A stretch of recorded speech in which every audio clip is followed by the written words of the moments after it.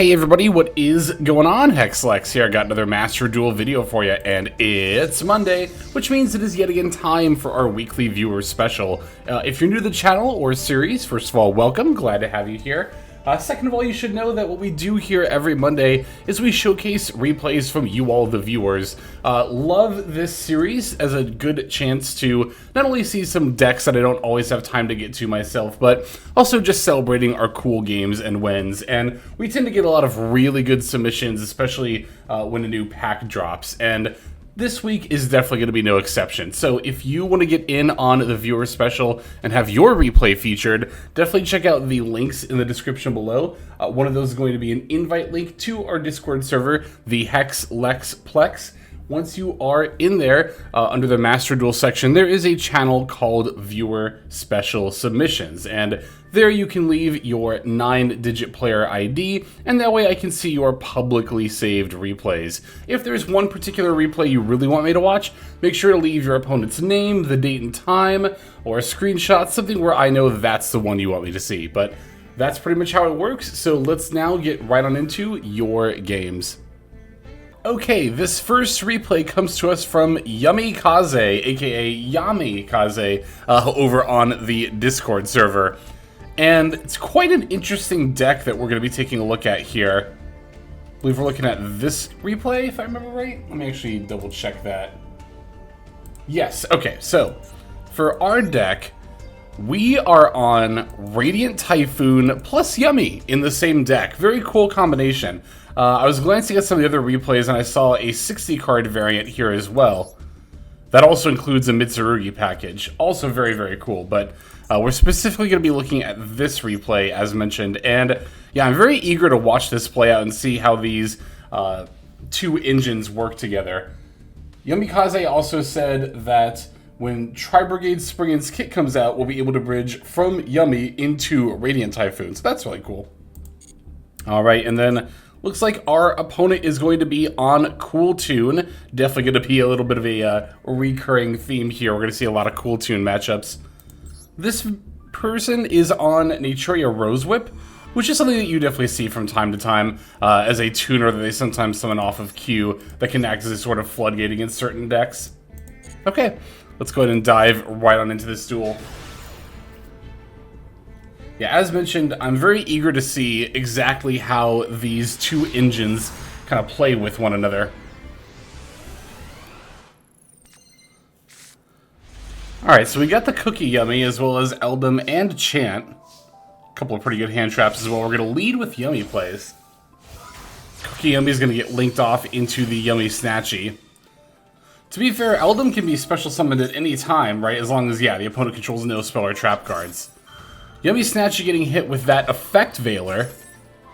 It's interesting, if you see Effect Veiler in this meta, you can almost assure that you're against Cool Tune, but I guess it could also be Dracotail as well. Alright, so we can go Eldum for Swen, Swen for Vision. Now we're going to link our Swen and Eldum and make the Varun, the Marine Eidolon. Now Varun gets to activate, we're going to add MST. Now we're going to activate Chant, adding another Swen, and this will allow us to place the Mandate with the Varun. Now we're going to link Snatchy and Varun together, and we're making Sky Striker Ace Camellia. So it'll give us another opportunity to pivot into our Yummy engine. We're going to send away the Hornet Drones, link into Kagari.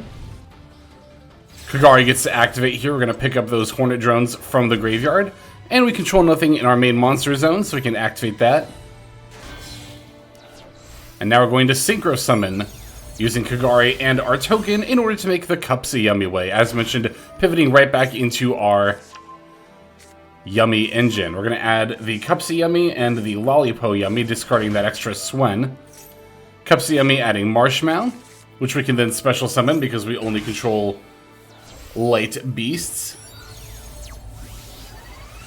And here is Martial Metal Marcher. That's going to Synchro Summon and then activate, reviving the Cupsy Yummy way. Here is Lollipo. We're going to link off the Marshmallow into another Yummy Snatchy.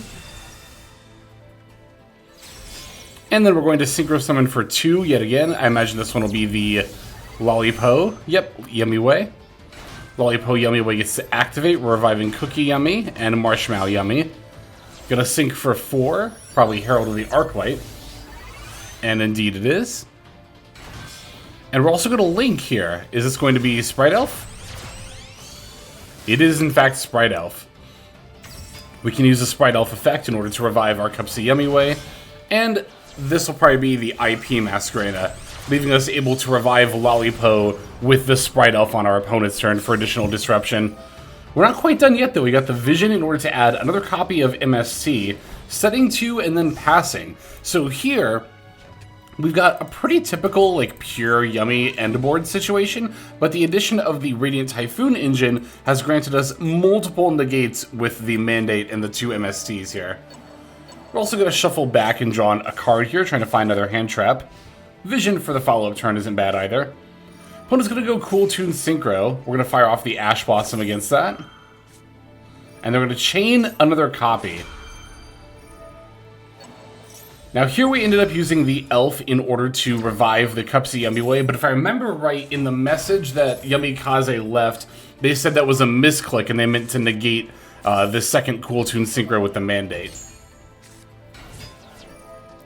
But it's really not that big of a deal. We still have multiple negates here, and we're going to end up using the Cupsy Yummy Way first in order to revive Yummy Snatchy as well as Lollipop Yummy. Now Rekko's going to add Rotary, was that? And then there's Acroquee, and then we're going to go into SP with the IP Masquerena. So that way we have the Acroquee already set up when the Lollipop triggers, or rather when the Snatchy that the Lollipop summons triggers in order to pop their card. Now here we're going to use Mandate to negate their Synchro Overtake after having banished their Rekko. Of course, now they can't synchro the Rekko with the Rotary in hand. They could reveal Rotary an extra normal summon, and it looks like that's exactly what they're going to do, revealing a copy of Q. And we are going to respond with the Lollipop Yummy Way. Looks like we're probably setting up the Cookie Lollipop. Ah, and actually, even better, Cookie Lollipop. I meant to say Cookie Yummy Way. On top of that, though, we've also got the Cookie Yummy here, which will pop the Q. It won't negate it, but it'll get the body off the board. Q's going to summon Mix. Mix is going to activate. We're going to chain Yummy Snatchy. We don't even necessarily have to make the Cookie Yummy Way here. Oh, I think Cupsy Yummy Way's in the graveyard, though, so we can't make that. Anyway, we're going to turn their monster face down. We could have also popped it with Acroquee. It doesn't really matter. Either way, as long as they're not able to synchro summon with that monster on board, they can't make any more plays. And we didn't even fire off Max C, which is kind of insane because of the Herald being on the field. But yeah, we never needed that Herald negate. We still had that other Mandate negate with the MST as well. That was pretty thorough as far as like the amount of disruptions we ended on our board with. Yeah, very eager to see more of this. It's really cool how many different decks Radiant Typhoon can slot in, and also how many different variants of Yummy are viable in this meta. Love to see it, the variation. All right, thank you very much, Yummy Kaze. Let's go and go into our next game. Okay, this next game comes to us from Kami Shoyu, who has a pretty interesting take on Cool Tune. Now here, as you can see, we have a lot more of the fairy package that we're leading into, particularly with the Red Nova, which is actually a fairy-type monster. That means that it synergizes with a couple of other synchro-based fairy cards, or tuner-based fairy cards, like the Diviner of the Herald, as well as the Herald of Orange Light, which is a very, very powerful hand trap. I mean, we've seen it in Sulfur Yummy, in Gem Knight, as far as just very recent decks, but even historically there was like Tearlaments as well. Herald of Orange Light, I think a lot of people are well aware that this is an extremely powerful hand trap. So I think it's worth looking at the idea of going kind of out of your way to include it. We've also got a copy of Eva here as well. Like I said, very, very interesting take on the Cool Tune. There's just a lot of different ways you can play this deck, which is kind of neat. And it looks like our opponent is going to be on a bit of a Cybers pile here. I was expecting more Math Mech, but it does look like just a bunch of like This is the dreaded generic cyber stack that, you know, everyone dooms that Splash Mage cannot stay legal for because, God forbid, somebody use a cyber extender in a cyber stack. Anyway, let's go and take a look at this going second game. So maybe we'll get to see some of that hand trap utility that I was referring to here with the Orange Herald.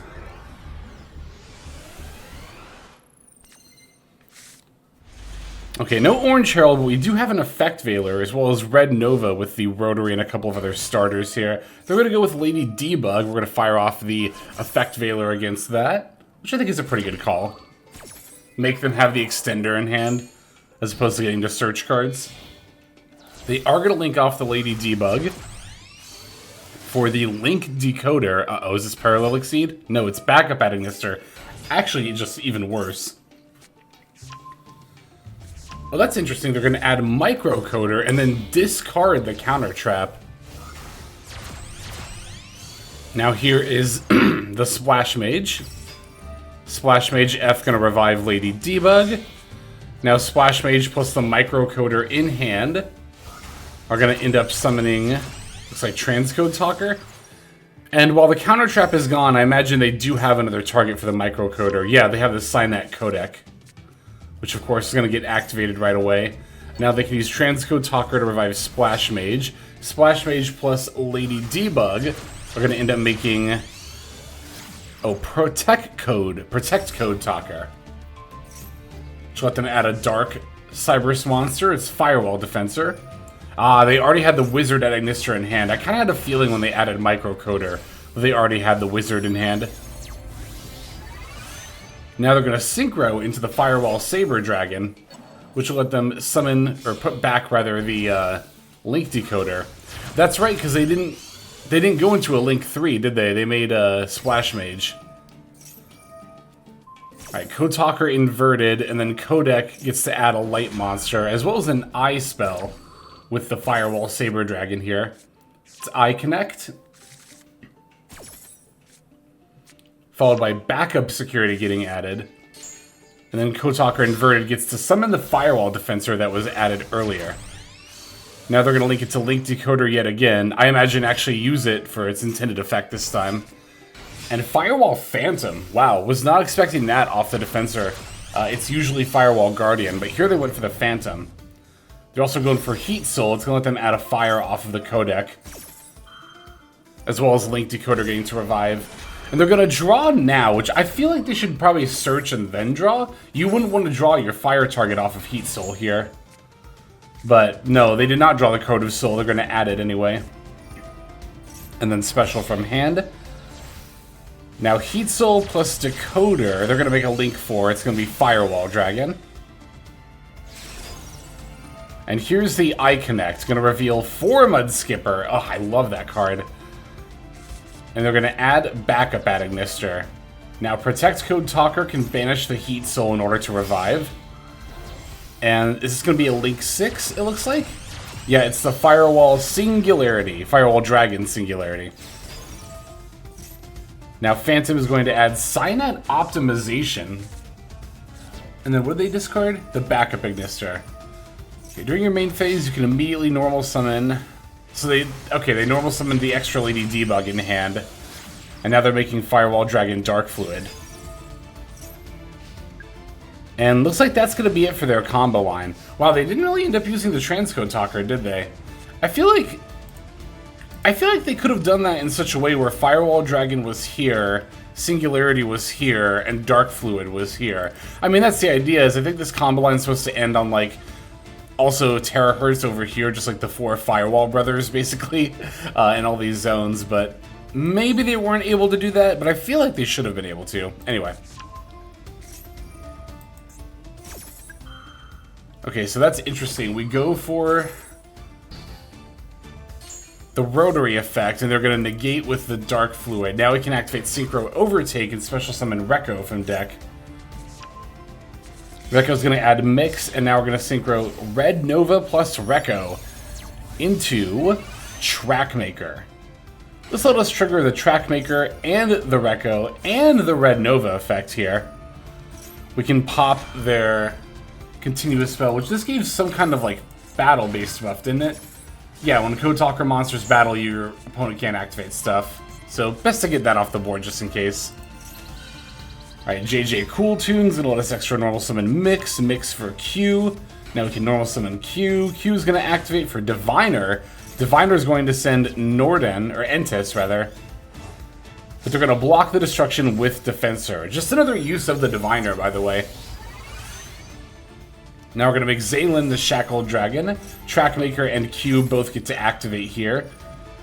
Firewall Dragon Singularity is going to target the Zaylin, but we can, yeah, just chain Zaylin. Now, Code of Soul is going to let them immediately Link Summon. So that's how they're going to kind of, I think, get around the Zaylin Destroy here. Sure enough, they're going to link away their entire board, making the allied Code Talker Adagnister. Oh, that's interesting. So you have the Firewall monsters all set up. And then once you use those disruptions, you use Code of Soul to make the allied Code Talker. But we put it back! Oh, we put it back in the same chain link, so it couldn't use its effect to summon. That's brutal. That's so good. Alright, now we have the cool tune back to back. It's going to make OTKing a lot easier here. Not only because of its own 3,200 attack points, but also the fact that tuner monsters can attack twice each turn. Diviner's summoning another Red Nova, but between the back-to-back and the remix, we've got more than enough damage to finish them off. Even if Remix didn't have the buff there, 2 attacks from each of them would have still been lethal. That was awesome. Very, very excellent game. Love to see it. And yeah, pretty cool take on the Cool Tune deck. We've got time for one more game. Let's finish off with that one. Okay, our final game comes to us from GG It Was Me, aka Homie Georgie, over on the Discord server. And we have a going second game with Fiend Smith Magnet Warrior, which is a really, really cool deck. I really like Magnet Warrior, and definitely plan to cover it a lot more in the future, alongside Cool Tune and other decks, of course. But yeah, definitely just love the Magnet Warrior deck. A lot of fun. Love all the different ways to navigate it and find your end board. And also thematically, I always thought the Magnet cards are really cool. Now here we are going to be going second, and we're going to be going to second against Odeon, which you hate to see all of those back row and having to play into that, but we're still going to be doing that here. So let's see what we've got. Looks like they're on Super Polys as well as the Primite build, so lots of room for negate and board breaking on their side. No starters in our hand, but we do have a few hand traps which could come in handy here. They're going to begin with the Primite Lordly Load. We're going to fire off an Ash Blossom against that. I do like doing that here. I think regardless of if you think you're against Odeon or Blue Eyes, that's a good idea. Because yeah, even if it's Odeon, you can always imperm the Man with the Mark, which is, I think, one of their most important monster effects that they use on their turn 1. Definitely don't want these Searchers to resolve. Lordly Load is going to summon out the Labradite, but we have Fulos. So even if they go into Baron de Fleur, we're going to get a couple of draws off that. And thankfully we do find the plus minus. And sure enough, here is the Baron. Ash Blossom is another pretty good draw there. Opponent's going to set 2 and then pass. Engraver, another excellent top deck. We're going to immediately begin with normal summon Quackmere Guardian, which I love. Makes the Baron de Fleur pretty much a moot point. Now we can go plus minus to send Sigma minus, I think it was, or plus rather, sorry. And then Epsilon. Epsilon's going to summon out the Sigma plus by dumping the Omega plus, which can then summon back. And now we're going to overlay for Gallant Granite, which will then search out the Block Dragon. Or would if the summon resolves. Our opponent's going to Solemn Judgment, negating the summon and destroying our monster on top of their Baron de Fleur negate. And we're going to pass after that.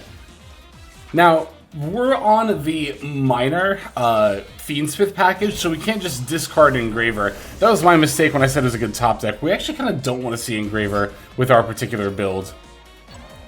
Okay, they are going to Super Poly our board away, which means they're free to use the Baron negate, which they're actually going to use against the Sigma Plus effect. I kind of think that was a waste on our opponent's part. Like, I guess to be fair, Sigma Plus could have summoned Epsilon, which could have done, you know, a good amount of work there as far as putting up more bodies. Yeah, okay, never mind. I think that was a fine negate on our opponent's part.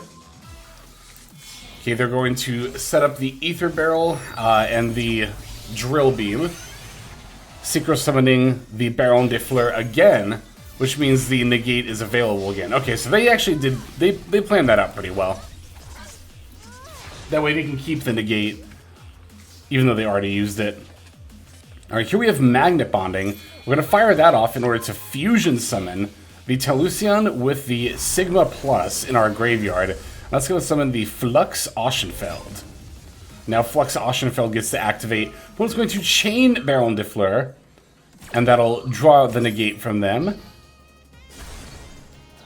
Alright, there goes Flux Oschenfeld. Now we can mill our Magnet Warriors, Sigma Plus and Beta. Sigma Plus going to revive Epsilon again. Epsilon dumping Sigma Minus in order to summon back Electromagnet Beta. Electromagnet Beta is going to add another Sigma Minus. Now Minus is going to reveal and fusion summon. I imagine this is going to be Plasma Magnum here. Yep, sure enough, it is Conduction Warrior Plasma Magnum. It's going to activate another copy of Magnet Bonding, and we only have used the fusion effect, so we can still add the Talusion here. Now we're going to pop that in order to revive Omega Plus, and then Talusion can revive itself. We're also going to get the attack buff. We're going to summon out Apophis the Swamp Deity. But is that going to be enough to save them? I don't think it is, actually. Garura gives them a draw, but it's probably not going to do them much good. And sure enough, Omega Plus will finish them off. Alright, so even though they had a ton of negates for us, the Solemn Judgment and multiple Baron de Fleurs, we were still able to push through and win the duel. Very good stuff. Thank you to GG It Was Me, as well as everybody else who submitted for this week's viewer special. Even if you didn't get featured, like I said at the top of the video, we do this series every single Monday. So there's always the next week where you can get your replays in, and the many weeks after that. But always want to give a huge shout out to everyone who didn't just get featured, but also submitted, because without any submissions, we could not do this series. So thank you everybody who shared their games. But yeah, that's going to go ahead and do it for now. Let's move on to our outro so we can also thank our YouTube members and Patreon subscribers. Hey everybody, Hexlex here. Thank you so very much for watching all the way to the very end of the video, which by the way is one of the best ways to support the channel. Speaking of supporting the channel, take a look at the names on screen. These are folks who have been so generous as to either join as a YouTube member or subscribe over on patreon.com/Hexlex to support. There's also perks for doing so. If you would like to see YouTube videos early, as well as some exclusive videos that get uploaded to YouTube, but for one reason or another I decide not to publish, definitely go ahead and hit that join button to see content early, as well as some exclusive content. If you're looking for more exclusive content, over on patreon.com, I upload exclusive videos that are not posted on YouTube just about every single day. Whether you choose to subscribe over on Patreon, join as a YouTube member, or simply continue to watch, your support is greatly appreciated. Thank you so very much. But for now, this is Hexlex. I am signing out, and I hope that you have a fantastic day.